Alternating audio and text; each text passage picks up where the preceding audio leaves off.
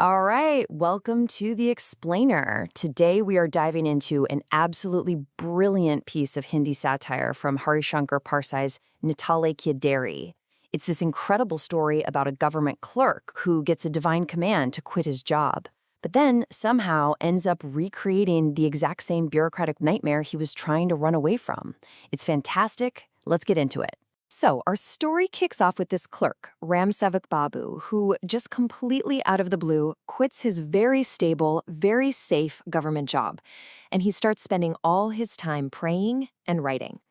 This, of course, leads to a pretty interesting question.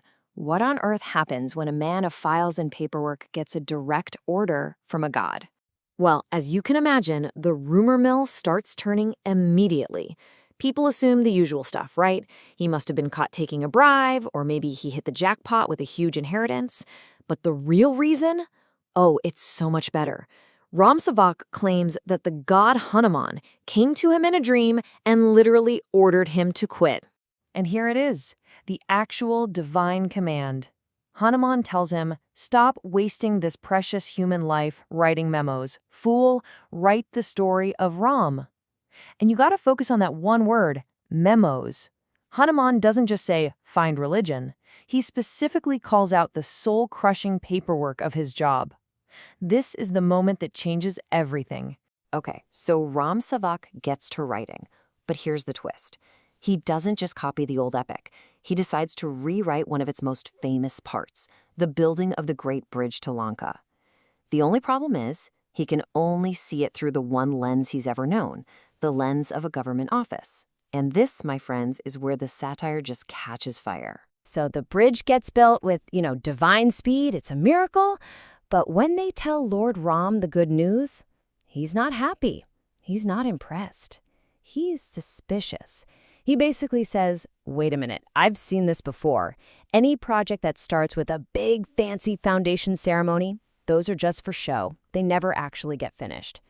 It's our first clue that this ancient story is about to get a very modern, very cynical update. Now, Ram's in a hurry. His wife Sita needs rescuing. He wants to use the bridge right away. But his general, Sugriva, is absolutely horrified by the idea.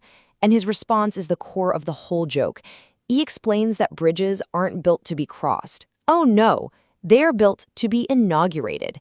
The fact that you might, use it to get from one side to another, that's just a minor side benefit. An incidental use. You can't just use the bridge. That would be chaos. No, you have to follow procedure. First, you need a VIP to cut the ribbon, so they call in Ram's father-in-law. Second, you spare no expense flying him in, all on the state's dime, of course. Then you have the big show. Golden scissors, a ribbon, and a long, boring speech about the symbolic importance of bridges. And the price tag for all this ceremony? Ram Sevak, being the good clerk he is, actually does the math. It turns out just the cost to bring the VIP to the bridge was enough money to build 2 more bridges. Just think about that. The party costs more than twice the project. So, the VIP finally finishes his speech, the crowd goes wild, the ceremony is a huge success.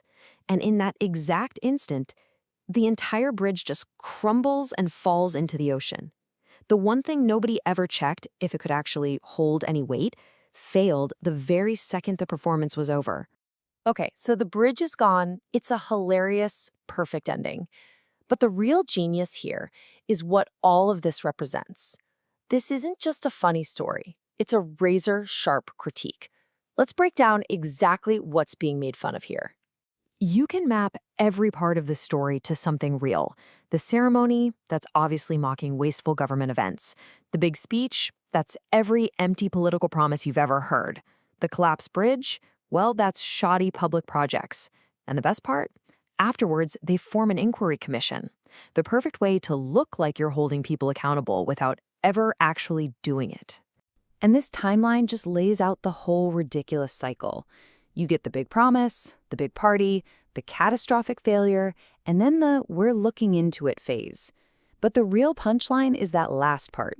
The story says the commission's report is still pending, even today. The process never ends. It just gets stuck in permanent investigation mode. But there's something even deeper going on here. It's not just about making fun of bad government projects. It's a story about what happens to our brains, to our very imagination, when we live inside these systems for too long.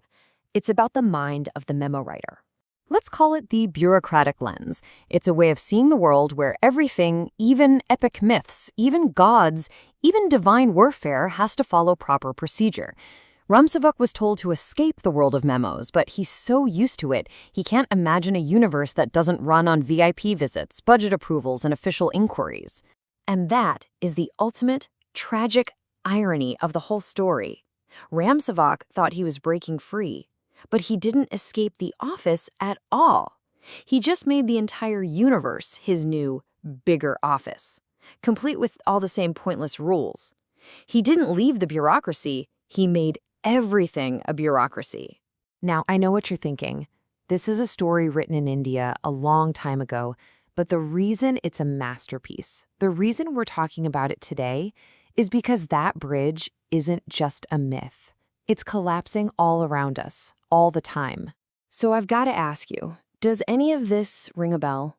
I mean, seriously, have you ever seen a big project at work that was all hype and no substance? A fancy launch for a new app that was full of bugs, a committee that was formed to solve a problem and then just fizzled out? Because what Parsai was writing about are the timeless flaws of any big organization. This obsession with optics over substance, following the rules just because they're the rules, celebrating the process of doing something instead of the actual results, creating these accountability black holes where problems just disappear. It's the grand, exhausting performance of looking busy. And that's really the big takeaway here. This story isn't about a bridge. It's about every single project, every company, every initiative that gets more excited about the launch party than it does about making sure the thing they built actually works. So we're left with this one last, kind of haunting question. Ramsavuk was told to dream bigger than his memos, but he couldn't. His imagination was trapped. It really makes you wonder, if the systems we live and work in are shaping our minds in the same way, what amazing stories are we failing to write? What incredible bridges are we not even imagining, all because we're too busy planning the ribbon-cutting ceremony? Thanks for watching.